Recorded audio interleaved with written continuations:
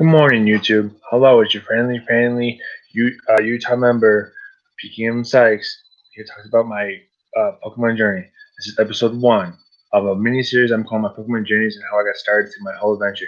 As you can see in my background, I have a Pokemon poster from the 20th anniversary that had some Mysticals and some other tins in the background. I will also show some other things that have come interest, but more on that later.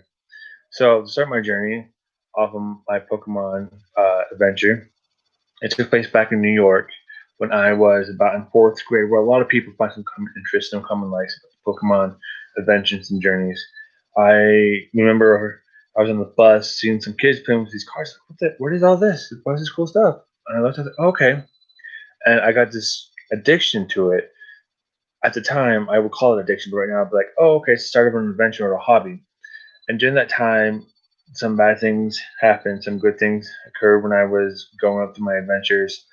I also started trying to find friends of the same common interest. And I guess I did get picked on because I found these friends and we had a lot of common traits, and they all made fun of me and stuff. And bullying is not the case to go when you find someone different or anything like that. I am so against bullying. I'm anti-bully 100%. And as I kept on going in my fourth grade years of school, I got myself into the TCG and the trading card game, playing with those. And I remember my very first three cards that I had for the longest time.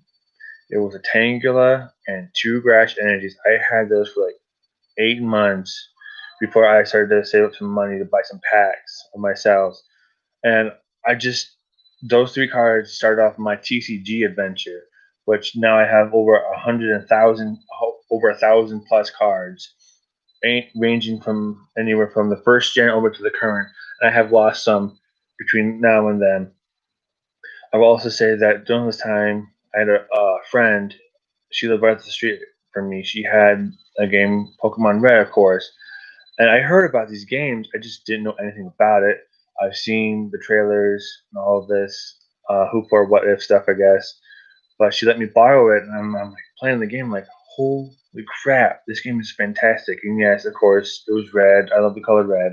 And Charizard, because I was like, I didn't know anything at the video game level, anything like that. So I guessed it, and I went over it, and I'm like, this is really, really cool. The video game aspect of it, but I never beat the league. To this day, I cannot beat the league, even though I'm so many years into it. It's not something I want to go back into. Playing red to beat the league. Then years later, Pokemon Yellow came out. I was able to get my hands from a friend who had a yard sale, and he had Pokemon Yellow. I bought it for $5, and he had the whole game on there. And I'm like, okay, what am I supposed to do now?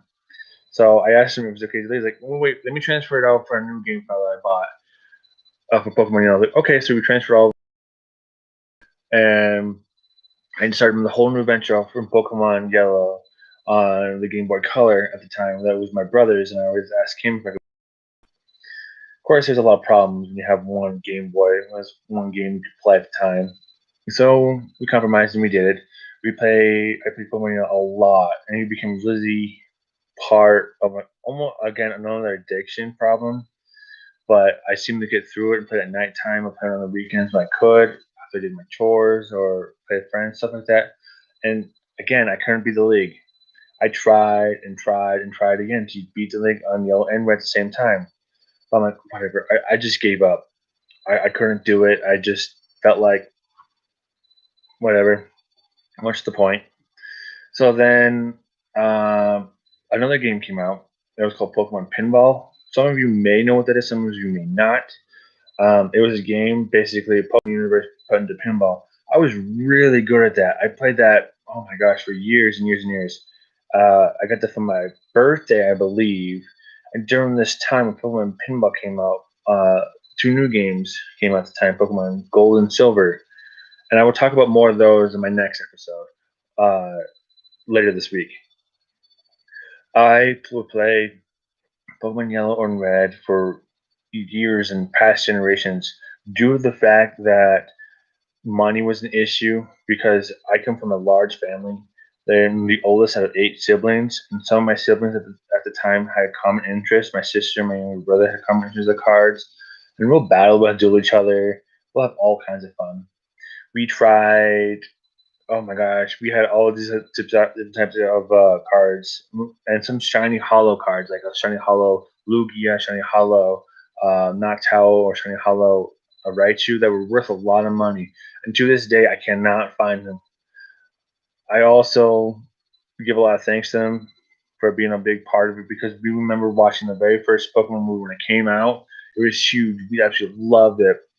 Freaking phenomenal. I love that movie, and I have a lot of aspects, and I do give a lot of credit for the Pokemon team to redo the movie to Pokemon Mewtwo's Evolution, which is a really good movie. It brings back a lot of memories of my childhood watching it and growing from it and learning the new Pokemon, like at the time Togepi and Meryl, Donphan came out for the Gen 2 editions, but it was a really good, great movie. I remember it very, very well. Then my uncle at the time, who was a ling- linguistic person who could speak multiple languages, he was able to get his hands on the Pokemon first movie in different languages like French, Spanish, other kinds of movies, and some other rare cards. But we kind of faded away. He kind of faded away from that really quick due to the fact that he got himself into some financial trouble. So I wasn't able to inherit his rare cards. I have no idea to this day whatever happened to him. So that's a complete loss, and I feel really bad that I don't have him. And going back to the TCG, I am a huge, huge Pokemon TCG collector. Like I said earlier, that I have cards in from Gen 1 to the present. I rather go out and collect all the cards, keep them, no matter if they're common, uncommon, rares, or are, due to the fact that it is absolutely the best thing I could ever do, and it gives me the best high that it could give me. I also think that the Pokemon universe is one of the best things there is. And the start of my journey, I will go back and do over and over again and change a few things, change the wrong things that I did that made me regret doing them half the time, regret throwing Pokemon cards in my shorts and let them go through the dryer. Yes, stupid mistake. Because yeah, I had a Gen 1 first edition Shadowless Gengar go through the washing machine. And I look back at it now and I'm like, why? Why did you do that? But I will go back and change a few other mistakes that made me really, really dumb. I also wanted to give another shout out to, as we get further down this journey, my Pokemon journey through each different generations, through each day of this week, that I give homage to some of the. I give homage basically to the Pokemon world for teaching me how to collect, how to trade, how to make friends. Since I'm not a big person speaker, I'm more of a shy kind of laid back type of person. I'd rather just sit here and just collect cards and play the games, just sit in the cows, come home. But since I have been basically all over the world, have seen different things, met different people from different places, and find one common thing that everyone is a huge fan of Pokemon. And I hope that this video helps you all to understand, to listen, to observe that you're not alone. That the Pokemon universe, dating back from one of the first games, from the first TCGs, from Fire Red, sorry, not Fire, Pokemon Red, my apologies, Pokemon Red and Pokemon Blue in the US, and Pokemon Red and Pokemon Green in Japan, that it started a huge phenomenon. I have to give huge thanks to the Pokemon universe. And next episode, we'll cover more on the Gen 2. It will be a lot shorter due to the fact of some things I will bring up and some of the details that I unfortunately missed upon the Gen 2 universe and editions being added. So this is me, JKM Sykes, signing off. I hope you have a wonderful day. Hope you stay tuned for my next video tomorrow. Bye. Peace.